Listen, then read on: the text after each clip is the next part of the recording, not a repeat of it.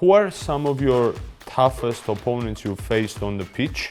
I think what the manager says to us is that we're not going to win the league yet. Is there any particular player you really dislike going up against? I think obviously it's a very tight game and it's always going to be a tough game.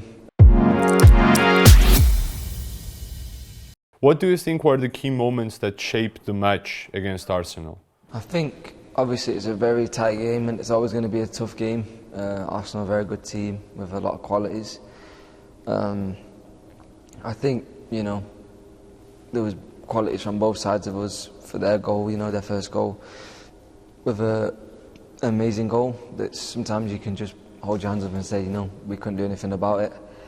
But I think the main thing for us was how we bounced back from being 2-1 down in the second half and how we kept on attacking until the final whistle, even when they were defending deep, which they had to do.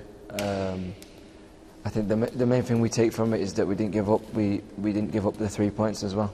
Do you see that draw as a lost point, or do you see it as a valuable gain for you in the pursuit for the title?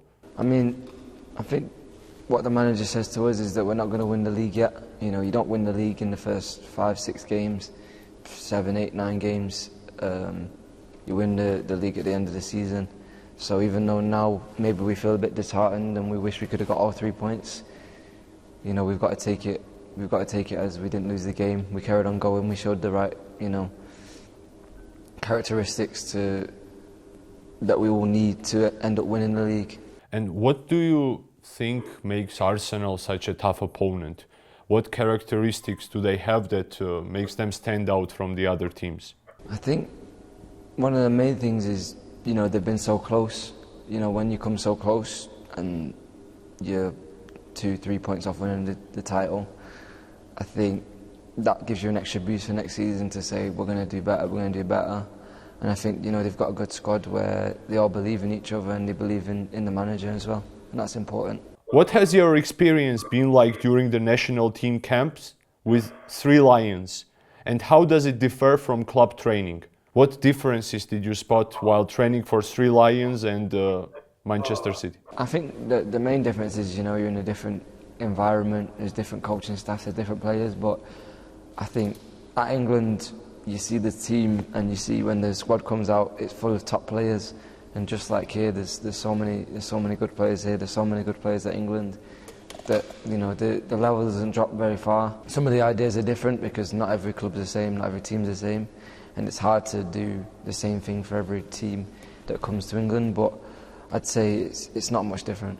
And in what ways has Pep Guardiola influenced your playing style? And are there any particular training sessions or tactics that you found especially beneficial?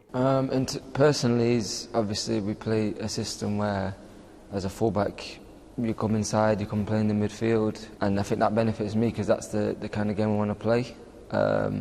But in terms of training, it's something that we work on. We work on a lot of tactical stuff, a lot of with the ball, controlling the game, controlling the game in their half. And I think when we get into a rhythm, it's not who we're playing against, it's how we want to play and how we want to control the game against any opponent. Who are some of your toughest opponents you faced on the pitch?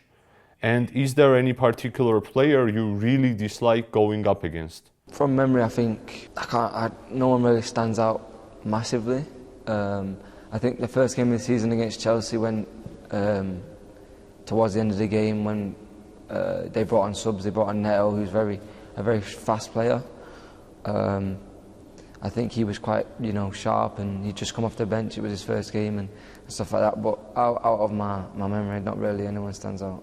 If you could have one-on-one training session with one of the football legends, who would you choose and what skill would you want to learn from them? I don't even know. Maybe from the right back perspective or from central midfielder perspective. Depends on which position you pick. Or maybe you want to train against the person, like to see how you defend against him. I think it's difficult. But in terms of as a fullback, I'd like to, maybe have a one-to-one with Marcelo.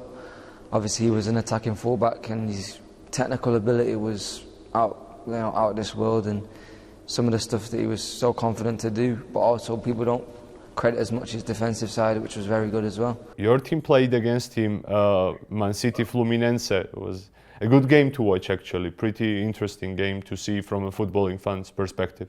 Yeah, really good game, and yeah, obviously he was playing, which is it's amazing to play against players like that. Yeah, he's truly a legend.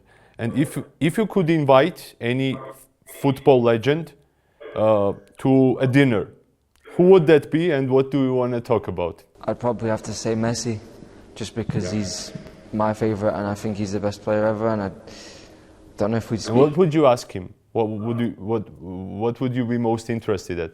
I don't know, just his view on football and how much, you know, and how he's carried on going for so long, how he's played all these matches, won all this stuff, and he still wants to carry on playing and stuff like that. I wanted to ask also about Rodri. Of course, we don't know yet how long is he going to be out, and there are various reports, but could you please tell for the audience, like for our audience, how important is he for your team?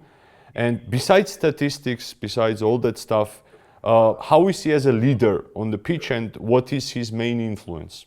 I think it's obvious how important he is in the first place, but for us, I think when he's in the team, when you're walking out with him in the games, he's just someone that you can trust 100 times out of 100, and I think that just gives you self-confidence to, you know, play the way we want to play, and that's with the ball, and he loves having the ball, and, you know, he can control the game on his own, and that's a quality that not many people have. You know, last year he scored so many, he assisted so many from playing defensive midfield, and not only that, he played so many games, but also the things that the stats don't show, where he's keeping the ball, he makes the tackles, he's just such an important player, and like you say, as a leader, he wants to win, he's a serial winner.